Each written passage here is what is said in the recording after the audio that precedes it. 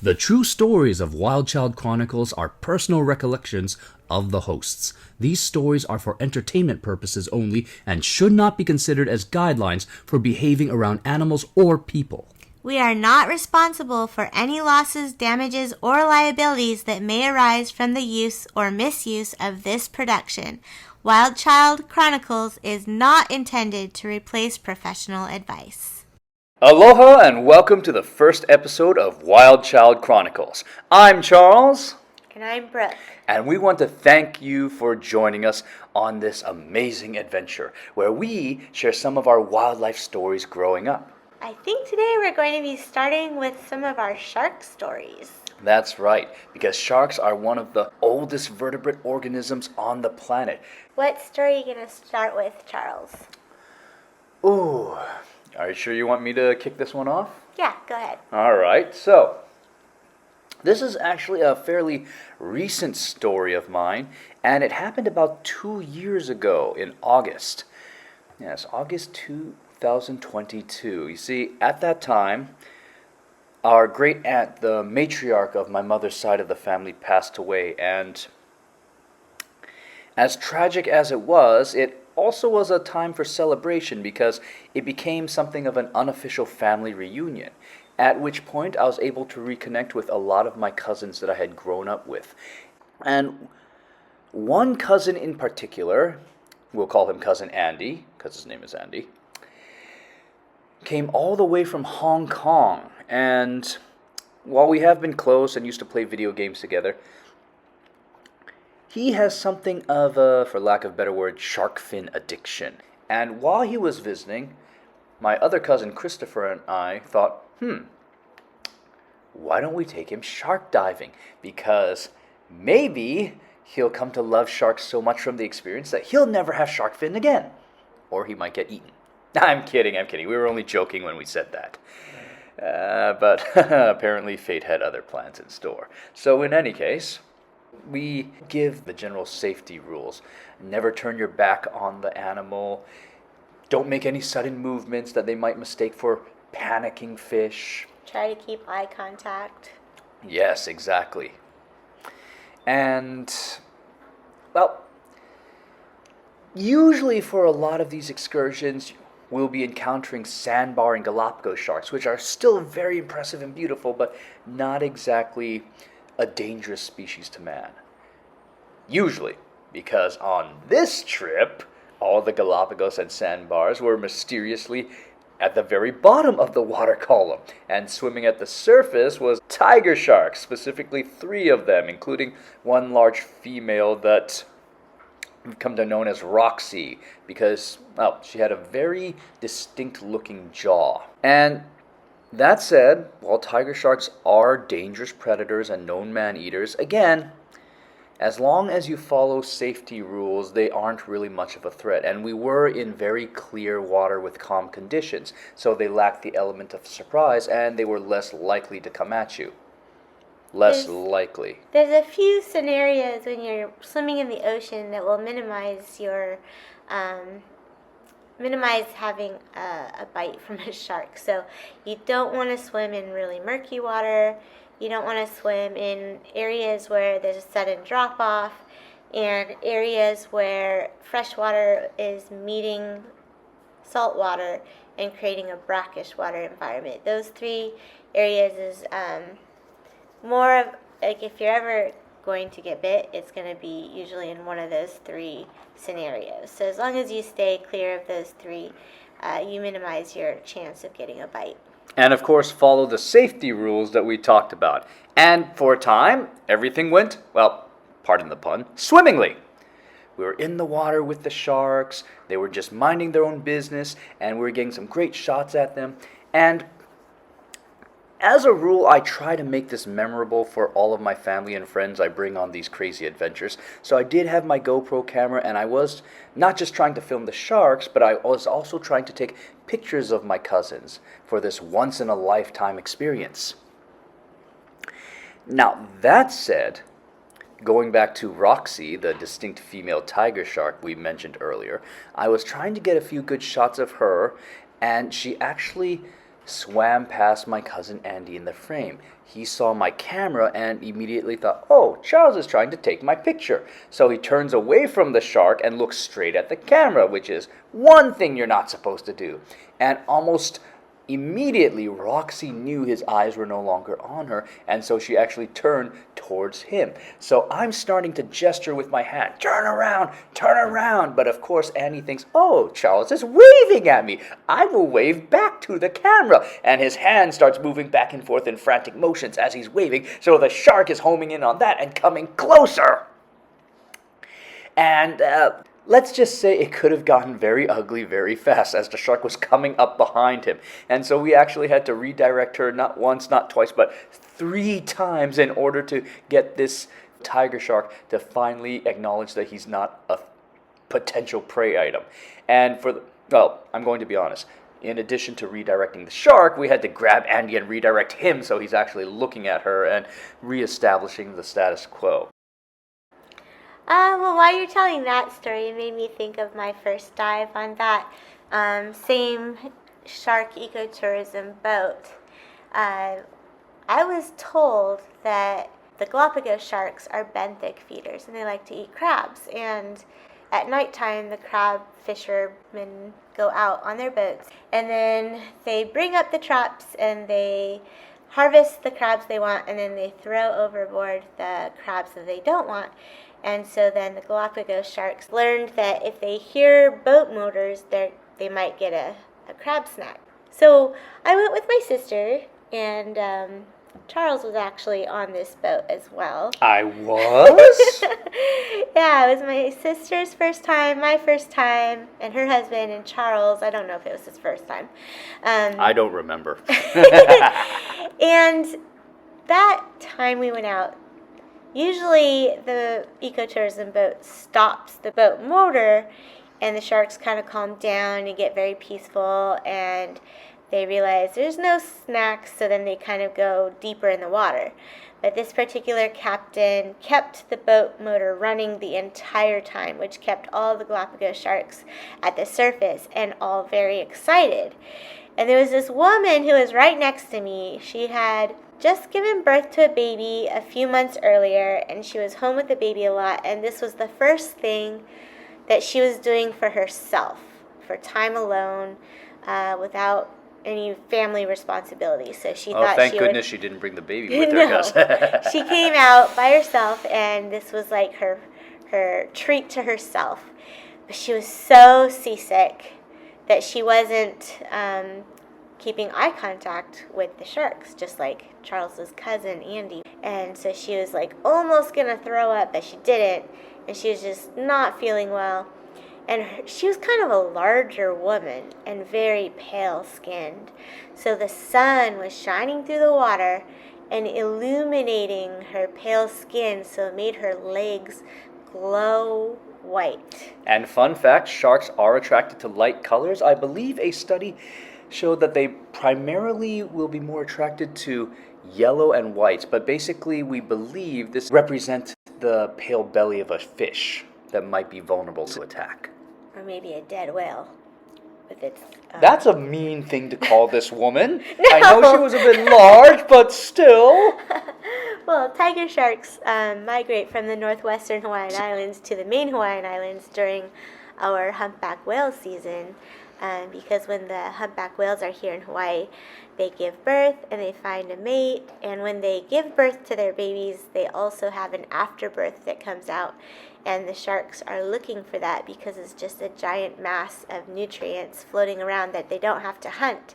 They just have to find it, and it becomes a very nutritious meal for them. That's good placenta. So anyways, this woman is super sick. Her legs are glowing bright, bright white.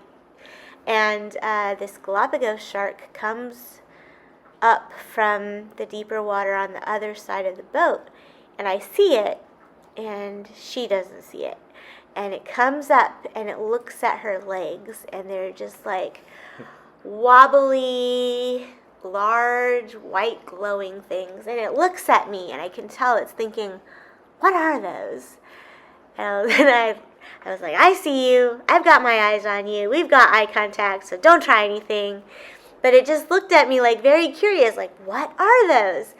And sharks don't have hands, they only have their mouth. So if they're going to investigate anything and figure out what it is, they only have their mouth. And it was coming up close to her, and I kind of like had to kick it away. And after a while, it just went on its way. But it made me think, it made me look at her legs differently, because I was starting to see them from the shark's point of view. And then the boat captain yells out, "Whales!" So then the guide went out towards the whales, and all of the patrons started swimming off, following her. And I was at the very back of the group. And I thought to myself, oh boy, I'm like the little one at the back, and if anything happens to me, nobody's going to know. And if I flip over and look behind me, I'm going to see 30 Galapagos sharks following me, aren't I? So, and I was like, well, I better maintain eye contact, right? Because if they know I'm not looking at them, then they might get the gumption up to investigate my feet or my legs. So I flipped over, and sure enough, I just saw a wall of shark faces looking at me. And I was like, oh shoot, I don't want to be the one at the back. And I had a choice. Do I follow the people and try to find the whale? Or do I face all these sharks and swim through the wall of sharks to get out on the boat? And so I decided, you know what?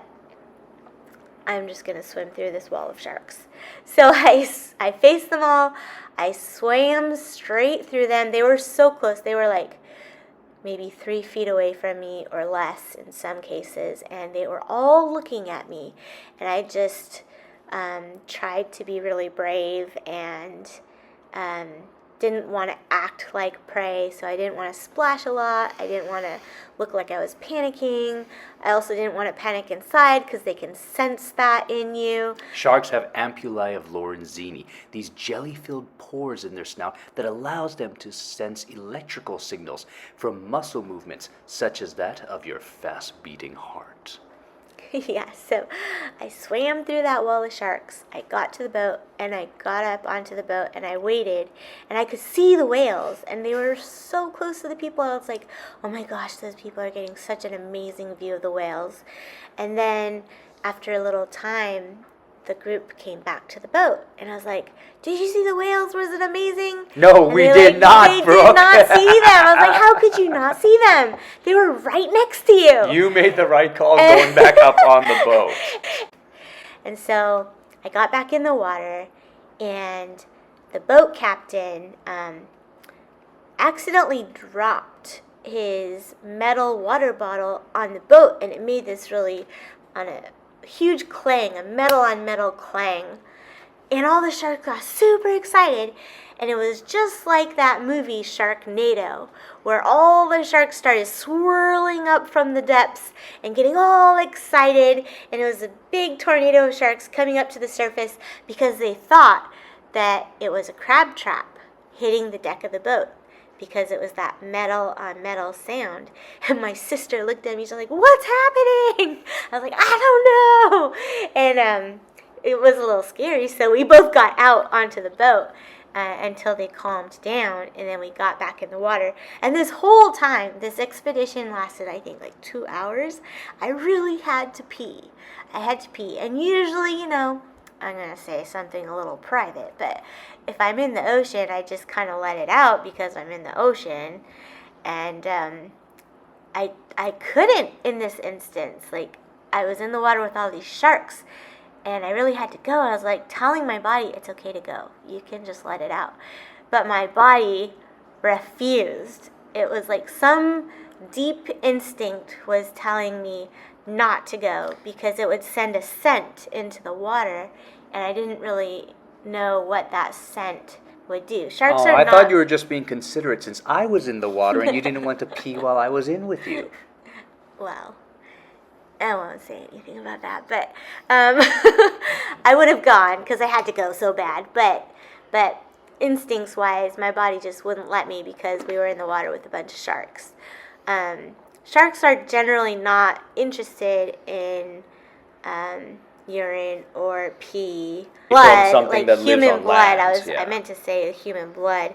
They're more interested in like fish blood because that's what they like to eat. So they would get really excited by something like that. But human blood is more like foreign to them, and they're not really sure what it is. So they're not really attracted to it. That said, as Brooke mentioned, though, they can display innate curiosity, and that's actually where most of the bites come from.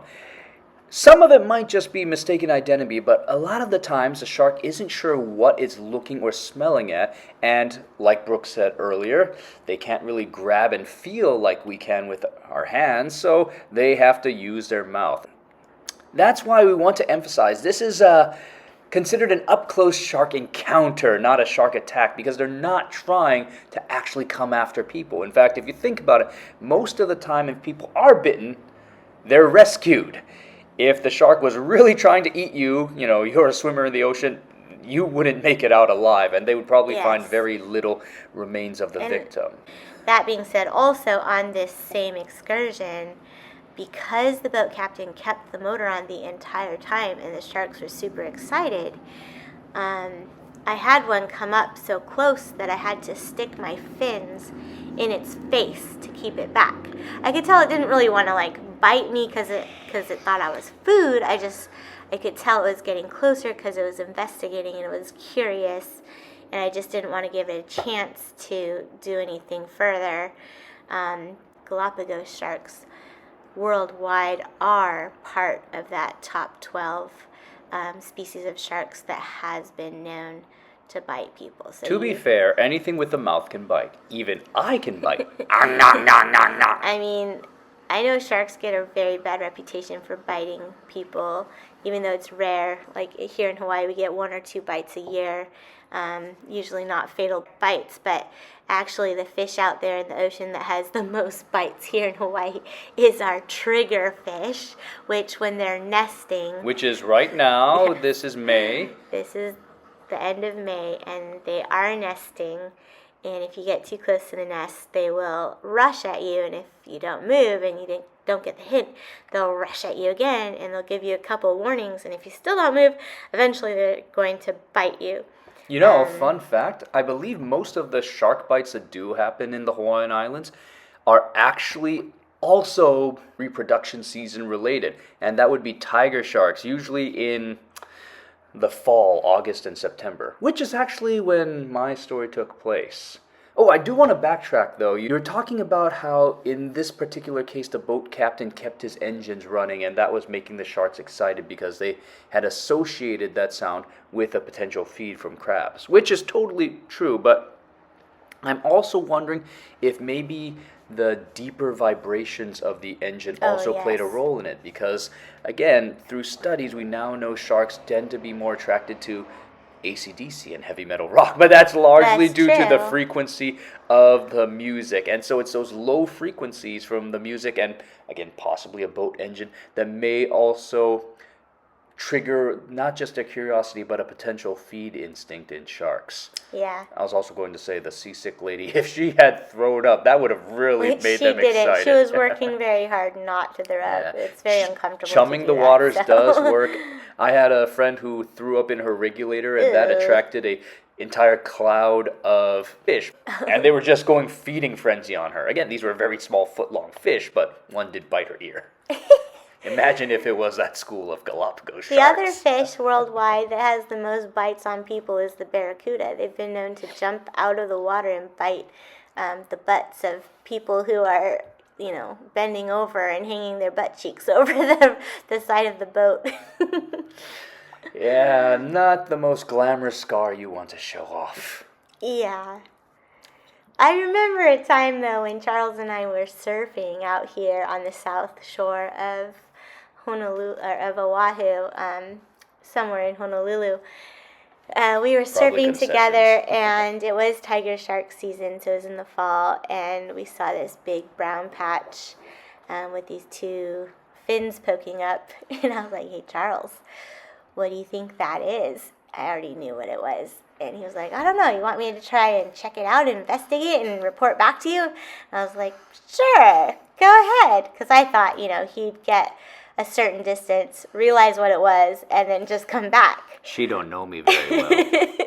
So he gets about halfway out there, and then I think his instincts kicked in because he turned around and he came back and he told me, I think it's a palm frond. I was like, it's not a palm frond. To be fair, I was blind, so I actually thought it was a palm frond. That's right. I always forget that when you're surfing, you are pretty much blind because Charles wears glasses normally, and so when he goes in the water, he takes his glasses off, and so then he can't see that well. So I was thinking to myself, that is not a palm frond. That is definitely a tiger shark, and it is just like sitting right there looking at us, wondering what we're doing. It wasn't close enough to be any sort of threat, but now I wish I had gotten closer.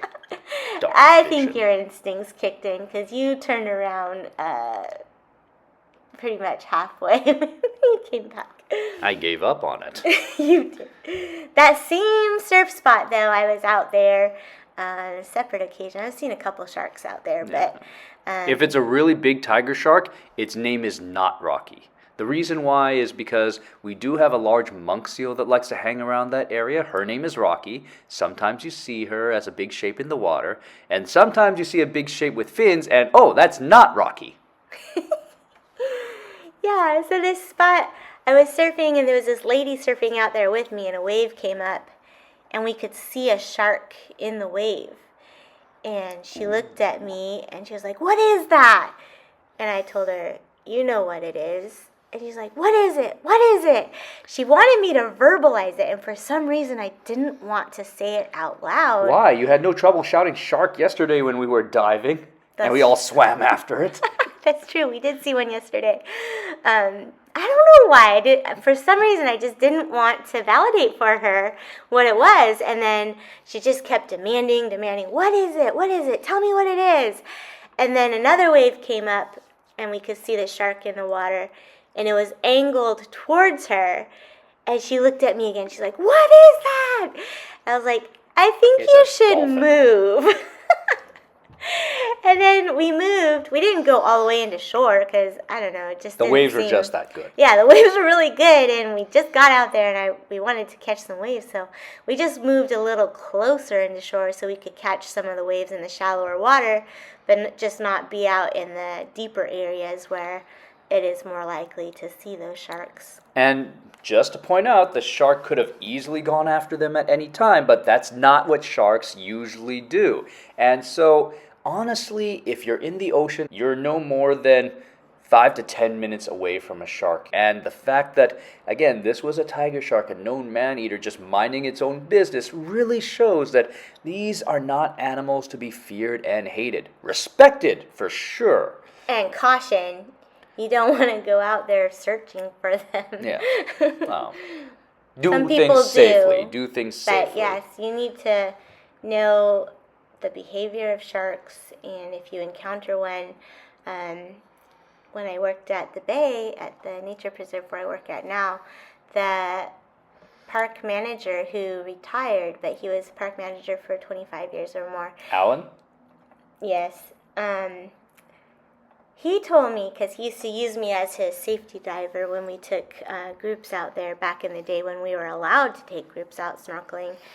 And he told me, Brooke, if you see a big shark, you have to look it in the eye and you have to think to yourself that you're a bigger badass than it is. And I would look at Alan and I'd be like, but it's not true. I don't have big sharp teeth. I don't have claws. As a human, I'm not particularly fast swimmer in the water, not like, a barracuda or trevally or some of these predator fish. So he's like, it doesn't matter. It's all about attitude. You have to think to yourself that it's true, and you have to make that shark believe that it's true, and then it won't do anything. Kind of like dealing with a mountain lion or a cougar. So you have to, pretend that you are also a large predator in the ocean. At least here in Hawaii. It's very, very different if you're in the waters of California with like the great whites, or if you're in the waters in Australia with bull sharks, like each species is going to have its individual ways of behaving.